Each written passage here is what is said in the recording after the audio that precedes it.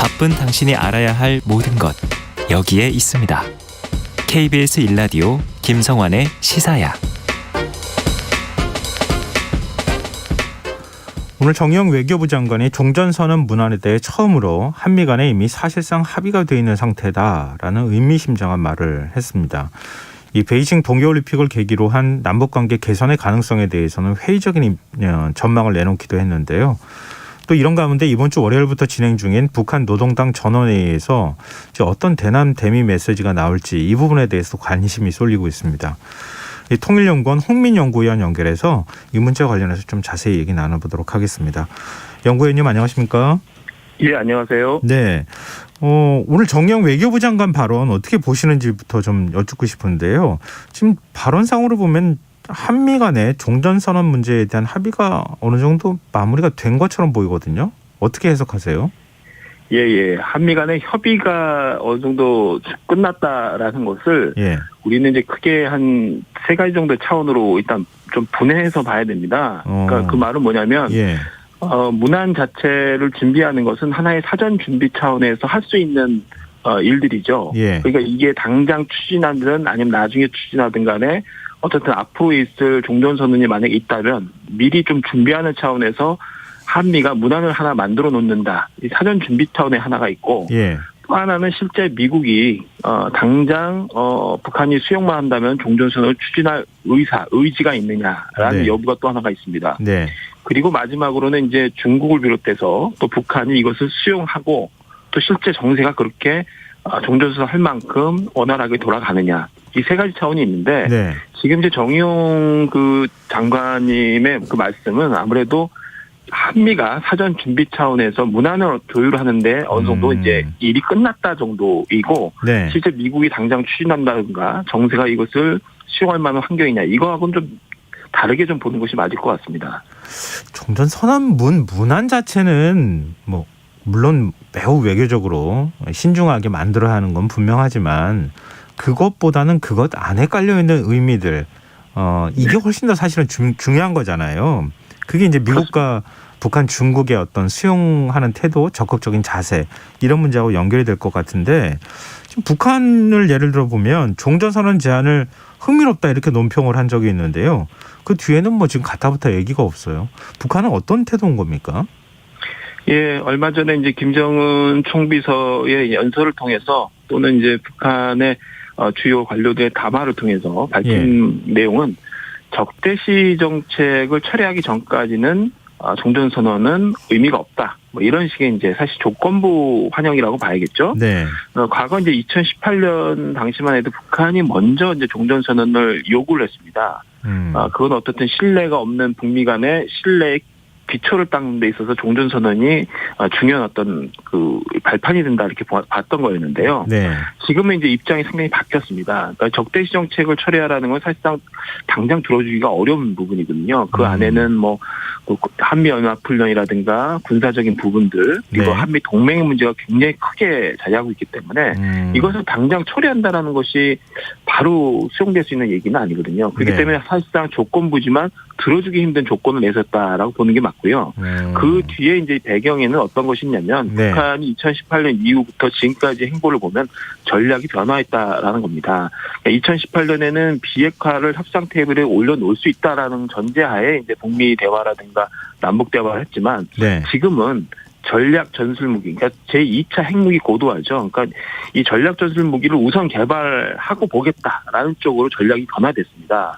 그렇기 때문에 이제 과거와 같이 종전선언이 가졌던 위상, 뭐 가치 이것이 다소 2018년의 정세와는 좀 달라진 부분이 있다. 그래서 지금 북한 같은 경우에는 전략 전술 무기를 우선 개발하는 데 있어서 혹시 종전선언을 얘기하게 되면은 종전선언문 안에는 비핵화 문제 들어갈 수 있고 또 예를 들면은 지금 개발하고 있는 무기 같은 것들을 동결시키라는 요구가 미국으로부터 올 수도 있거든요. 그렇기 때문에 지금 북한 입장에서는 종전선언이 족쇄가 될 수도 있습니다. 그래서 조건부, 그러니까 상당히 어려운 조건을 문턱을 세워서 이 조건부 환영을 했던 이유는 사실상은 상당히 지금은 수용할 만한 매력이 없다라는 표현일 수도 있다라고 봐야 됩니다.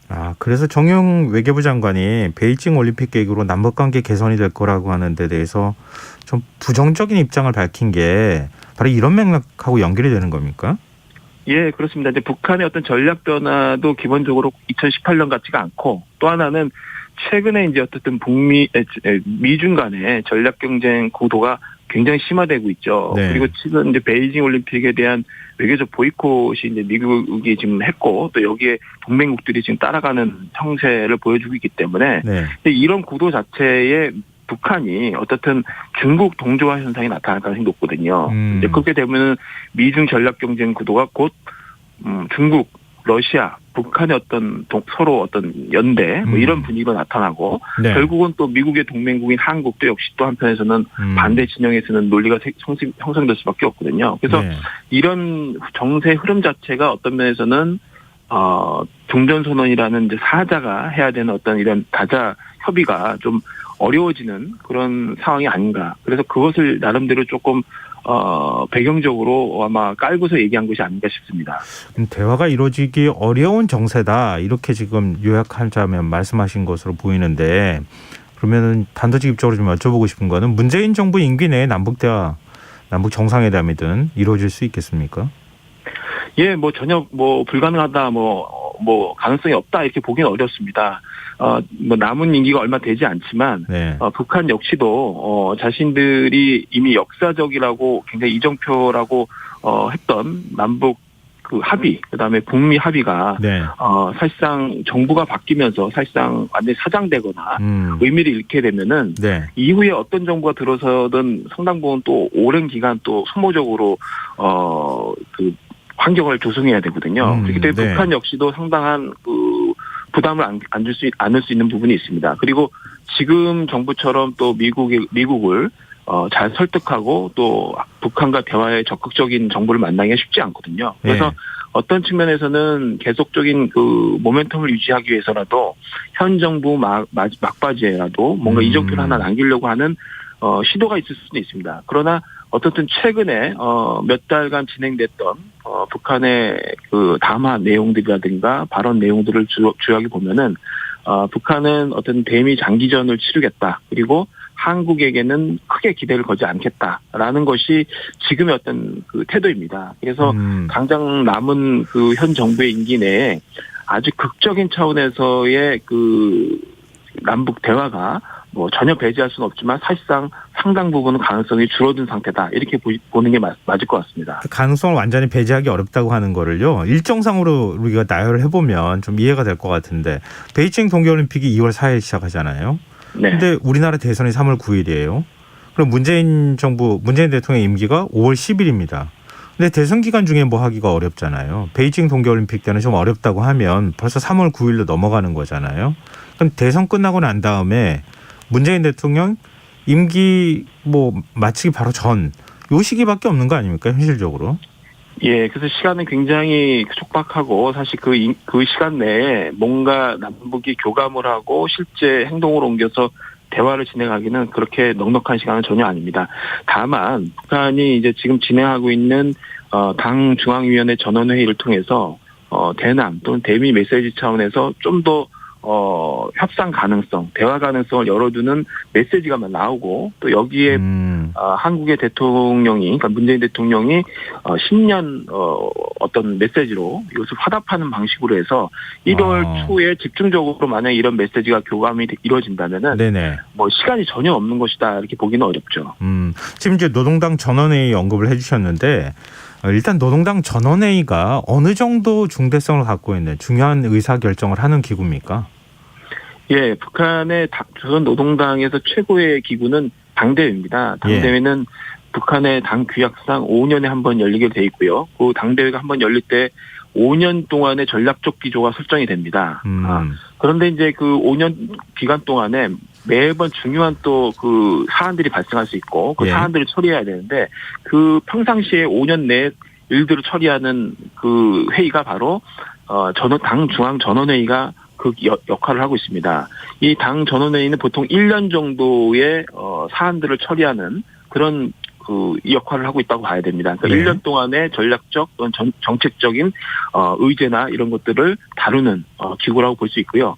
아주 시기적으로 아주 단기적으로 이루어지는 회의는 당 정치국 회의가 맡고 있습니다. 그래서 사실상 전원회의가 당대회를 사실상 대신하고 있는, 평상시에 대신하고 있는 그런 회의다라고 보시면 됩니다. 그만큼 정책과 전략이 결정되는 아주 중요한 회의라고 볼 수 있을 것 같습니다.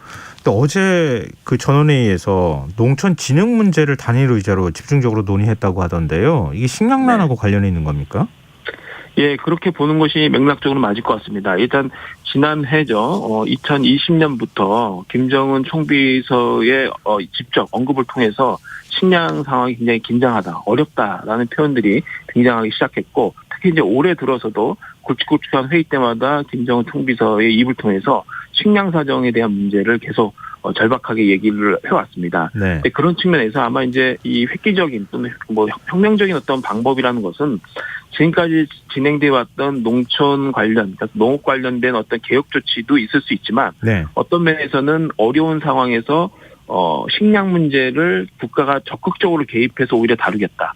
소위 말해서 과거의 어떤 계획경제적 요소를 더 강화해서 전략적으로 이 식량 문제를 국가가 직접적으로 통제하고 다루겠다. 뭐 이런 의도로도 볼 수 있습니다. 네. 근데 그것은 어떻든 지난 10년 동안 김정은 총비서의 시기에 대체적으로 시장 친화적으로 시장에게 뭔가 좀 더 자율권을 주고 또 농업이라든가 각종 경제 분야에서 좀 더 시장과 연계고리를 많이 만들고 권한을 많이 분권화했던 그런 조치와는 좀 다른 결을로 가고 있습니다. 그러니까 그 말은 코로나19라든가 또 최근에 어떤 대북 제재라든가 이런 어려움 속에서 시장도 이제 상당 부분 기능이 축소되어 있는 상태입니다. 그렇기 때문에 이제 국가가 오히려 적극적으로 경제에 개입을 해서 경제 분야를 통제하고 재정을 충당하는 그런 구조로 가고 있다라고 보여지고요. 네네. 그런 측면에서 이번에 농촌 문제를 언급한 부분은 식량 문제의 절박성 그리고 거기에 대한 국가의 직접적 개입을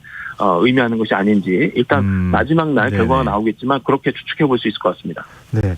최근 김정은 위원장 그 체중 감량한 모습이 자꾸 카메라에 포착이 되면서 지난번에 보였을 때보다 더 살이 많이 빠졌다 이렇게 얘기가 나오고 있는데요. 건강 이상설 어떻게 봐야 됩니까? 예, 뭐 우리 정보 당국도 그렇고 전문가들 속에서 기존에 한 130에서 한 140kg 정도로 이제 체중을 우리가 이제 추정을 하고 있었고요. 네. 최근에 이제 그 일련의 모습을 통해서 이제 추정할 건데 한 20kg 정도 이상을 지금 뺀 것으로 보여집니다. 네. 그런데 이제 어떻든 과거 130, 140에 육박했을 때의 모습은 사실상 건강이 염려될 정도로 숨도 굉장히 고르지 못했고 뭐 연설하는 도중에 계속 몸이라든가 숨 호흡이 굉장히 거친 것들을 보였거든요. 네. 근데 오히려 최근에 살을 대폭적으로 줄이면서 예. 오히려 호흡도 좀 안정이 되고 걸음걸이라든가 이런 것이 훨씬 더 좋아진 것을 볼 수 있거든요. 네. 그래서 이게 이제 급격한 체중 감량이 건강에 이상이 있어서 그런 것인지 아니면은 오히려 건강을 위해서 의도적으로 체중을 감량한 것인지 이 두 가지 가능성을 다 볼 때 의도적으로 체중을 감량해서 오히려 건강이 좀 더 나아진 쪽으로 우리가 해석하는 것이 지금 맞지 않는가라고 보여집니다. 네, 뭐 확인하기가 어려우니까 건강에 문제가 있는 거 아닌지 자꾸 이런 보도가 나와서 그 정반대로 해석하는 게 일단 타당해 보인다 이런 말씀이시군요. 네, 알겠습니다. 오늘 말씀 여기까지 드려야겠습니다. 말씀 고맙습니다. 예, 감사합니다. 예, 지금까지 통일연구원 홍민 연구위원이었습니다.